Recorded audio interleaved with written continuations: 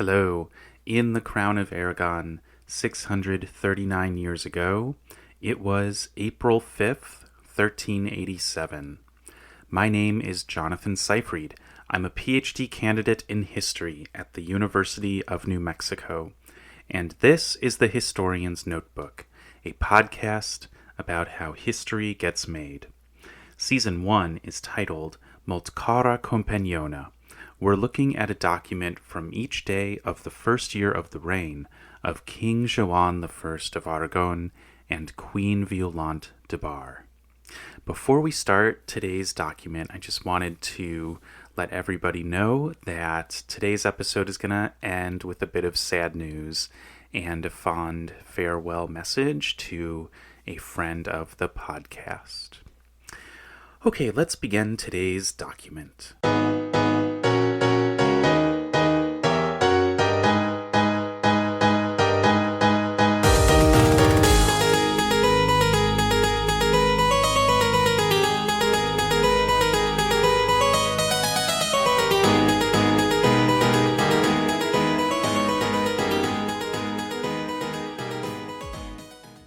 Today's document is from the Pecuniae Register of Joan, and that word, pecuniae, is Latin for money or property. And this particular document is a really short one. It was identified by Daniel Girona y Llagostera for his project tracking each day of the reign of Joan. And let's see, it's only about 7 lines. So instead of doing my usual AI large language model routine, I was just like, I'm just going to do a transcription of this on my own and then just compare a couple different translations.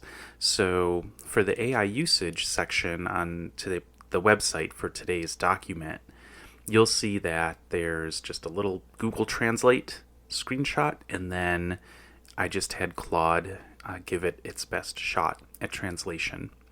And what came through was pretty much matching what I had understood just from looking at the names and the fact that there's a monetary amount in line 4 in the middle.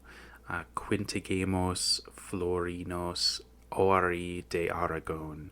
So that's 500 gold florins. The type of gold florin is the kind of Aragon. So here we have Joan sending some money.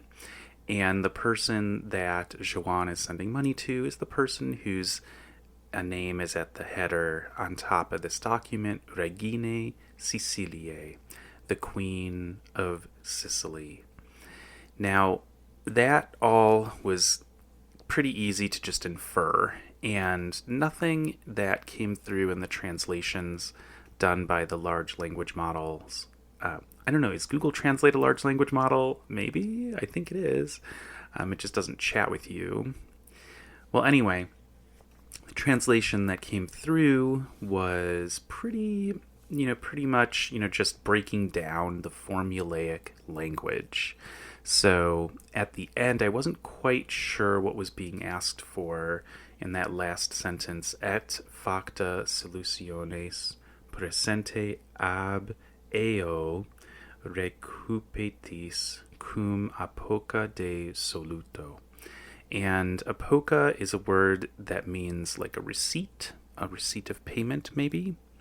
And what's being asked here is that when the money is handed over, it gets recorded in some kind of receipt of payment that then gets sent back to Joan.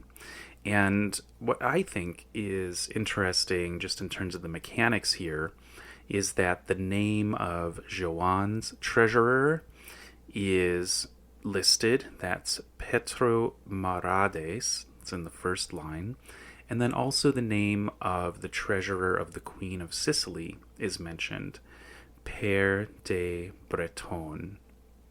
So we've got one treasurer handing money over to another treasurer. And I think that this is actually quite internal. I think that the second treasurer, who is identified as the one for the Queen of Sicily, is actually inside the state bureaucracy of the Crown of Aragon, because that line in line 3 that introduces that second treasurer says fideli nostro, so our loyal. So I think that basically the Queen of Sicily is receiving money and is firmly inside the Crown of Aragon. This is not like an international kind of exchange. So this gets into the question of the identity of the Queen of Sicily, and in order to understand that, you have to know a little bit more about the historical background here. And I'm going to get into that, but suffice it to say that the meaning of this document is pretty straightforward, and even though it's in Latin, because it's so formulaic and because its purpose is so straightforward, just basically give her some money, it's one that is accessible, and I feel like even without understanding every word or the grammar, I was able to get what I needed in terms of comprehending the whole thing. Now, is there anything subtle that's different when it comes to the way that the Queen of Sicily is being discussed here? Is it unusual to list the two treasurers? That I don't know, and I'm not really into, in terms of my research question, getting into the weeds on those particular details. It could be something that does come up later, though, if we're looking at how the financial officers are allocated among the different members of the royal family in relation to gender and that. So I could see coming back to this, actually, now that I'm talking that out. I just kind of talked myself into thinking, oh, maybe I really should go deeper into the weeds on that in my own research at a later time. Let's talk about the Queen of Sicily. So the deal with Sicily is that they were for a time ruled by some French lords called the Angevins, and it didn't go well at the end, especially, and this is going back about a century. And so they were looking to have help in overthrowing that outside rule, and they wanted to do it at all costs, so they invited, actually, the Crown of Aragon to come in and rule them so that they could get rid of the Angevins. Did I mention that the Angevins were like a French, kind of from France, sort of Normandy, I think? Oh, I'm not sure about that. So that's the start of the Crown of Aragon ruling Sicily. Kind of went well at first, but then the people of Sicily just are really, their preference is to not be ruled by outsiders. And so there were rebellions and resistance, and Pere the Ceremonious, Joan's father, had to routinely reassert his grip on Sicily.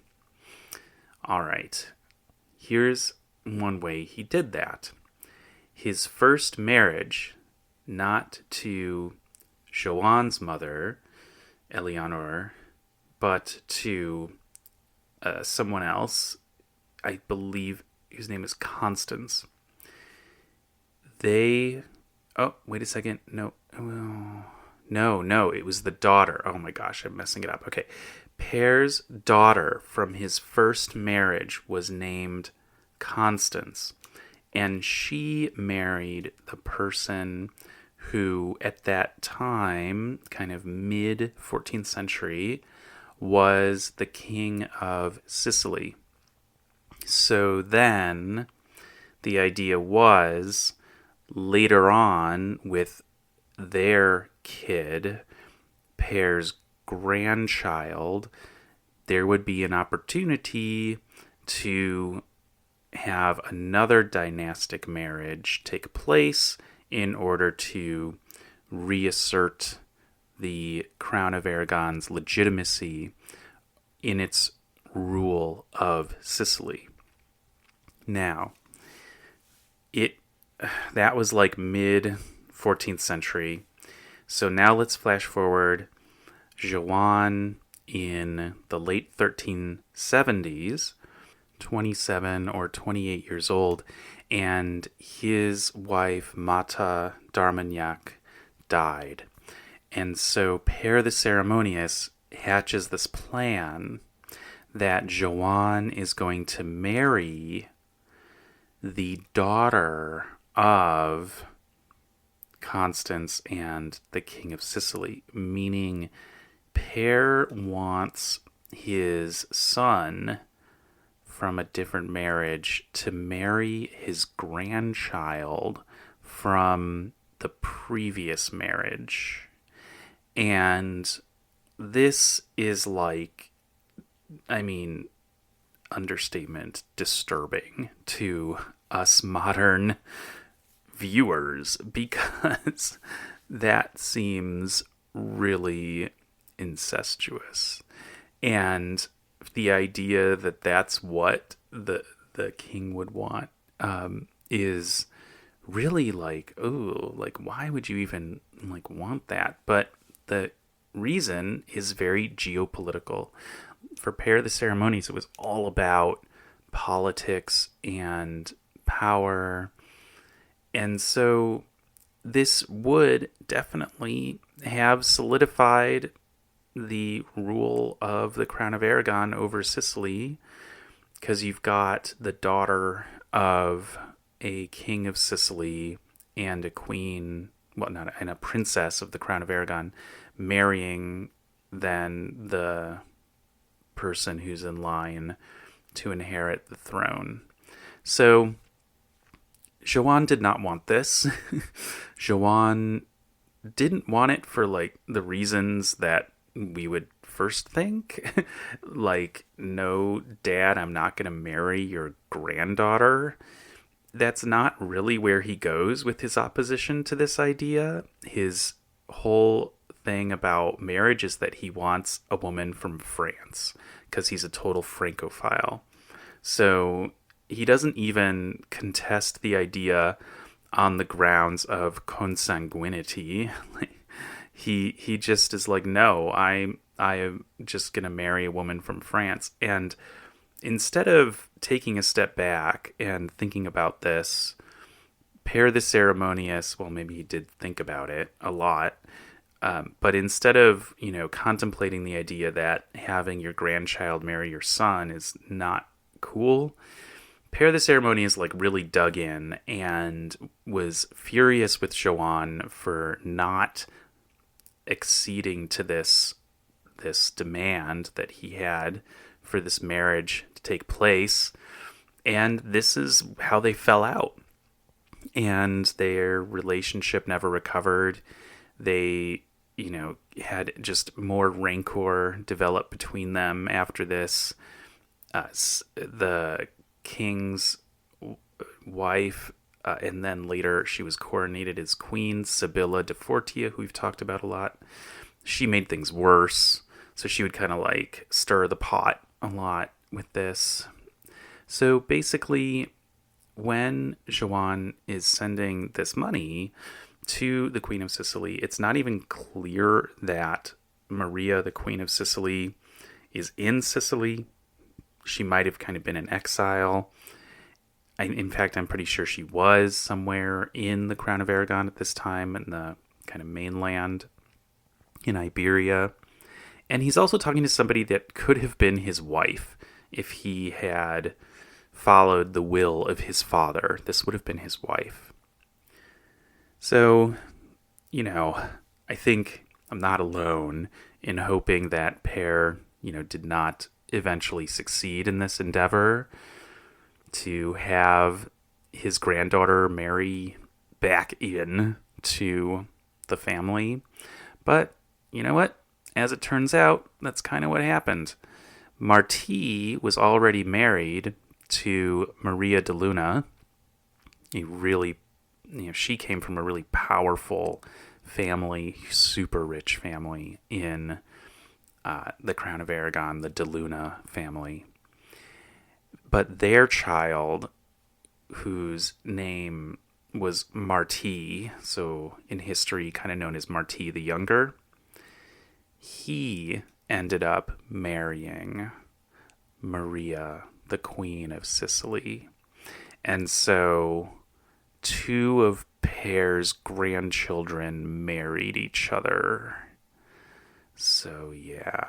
Now, maybe it helps that one grandchild is descended from one marriage of Pere's and the other grandchild is descended from the second marriage. But I don't know. The whole thing about dynastic marriages is really hard for modern viewers to understand because we know more about genetics and such. All right. It turns out that Marti the Younger died before he could have an heir to reign Sicily. So he died without, I think, any children. And possibly they had some children, but those children didn't live. And so this whole plan to retain control over Sicily ended up not working because they did not successfully produce heirs. All right. One other thing I want to point out about this document, some of the Latin in the probata. So this probata is interesting because it mentions the king twice. In the first line, we've got something like mandavit, but it's not that because the ending is different. There's an abbreviation there, and I'm not quite sure what this is all abbreviating to, but and then the R, I think, is for Rex. So I think we've got like the king commanded, and then something like a fidelius or fidelibus. King commanded the loyally. Yeah, I'm not sure what's going on. There's one person mentioned in the probata that's not the king, and that would be Petrus de Beniore, one of the standard scribes.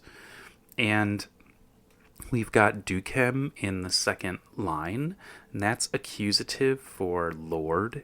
And so it's something to the Lord. And then the last line is super interesting, I think, because it's all very, very clear in terms of the paleography and the abbreviations. Vidit eam dominus rex. So eam is a pronoun for it. It means it, and it's accusative. So someone did something to it. And vidit means he saw. So he saw it. The king dominus rex, the Lord King, saw it. That's what that last line of the probata is saying. So I think this is a really interesting addition to what we normally see in the probata. And I think that Joan had more of a role in this document than might normally be the case, that he had some kind of more active role in the administration of this transfer of money, as indicated by that last line of the probata. Okay, so that's what I've got to say about today's document. Got a little bit of medieval Latin practice in there at the end. And now I just want to say goodbye to our cat Shadow. So I'm recording this on the morning of April 5th, and yesterday, April 4th, Shadow passed away. It was pretty surprising because she didn't really have any like terminal illness that we knew of. She was battling some long-term conditions that were like manageable, and she seemed to kind of be out of sorts more than usual. And so we brought her to the vet on Thursday, and they kept her overnight, and we picked her up on Friday, and the vet said that she looked stable and everything seemed to be okay, just to kind of keep on giving her her usual medicine for some of the, like manageable conditions that she had. And it seemed like it was going to be fine. And then yesterday morning, we found that she had died in her sleep overnight. And so it's really very hard, because as I'm recording this episode, I am remembering how, for some reason, when I would talk into the microphone, that would be some kind of signal for Shadow to come start a conversation with me or to come hang out. And she, for some reason, really responded to this production of my voice. And she would come in and want to, have some kind of, conversation and hang out with me. It was almost like she interpreted the podcast recording as a call out from me to her to hang out a little while. And so she is recorded in several episodes, contributing to the content, giving her opinions about certain things that happened in the Crown of Aragon 639 years ago. And we're not going to hear that anymore. So, I'm glad that all of you got to experience a little bit of Shadow.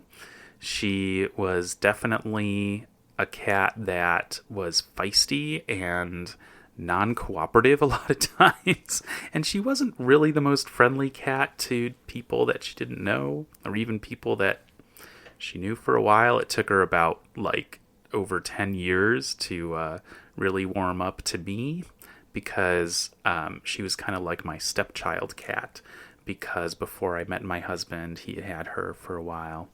And she was 17 years old. So she had a really, really great cat life, and lived a long time, and she did not suffer at the end. It was very quick. So that, I think, is overall a consolation. But of course, I'm really sad that we don't get to hear Shadowcat contributing to the history of Joan and Violante anymore. So, goodbye, Shadowcat, rest in peace, and I will post a little photo of Shadow in the additional notes section for today's episode. Thanks for listening to this episode of The Historian's Notebook, Season 1, Molt Cara Compagnona. And if you are leaving with more questions than you arrived with, I've done my job.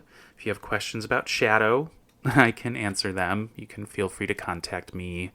There's a little contact me section of my website where you'll find all of the episode notes.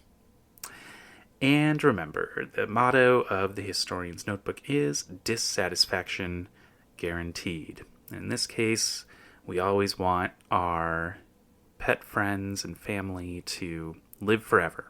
So, never going to be satisfied when we have to say goodbye.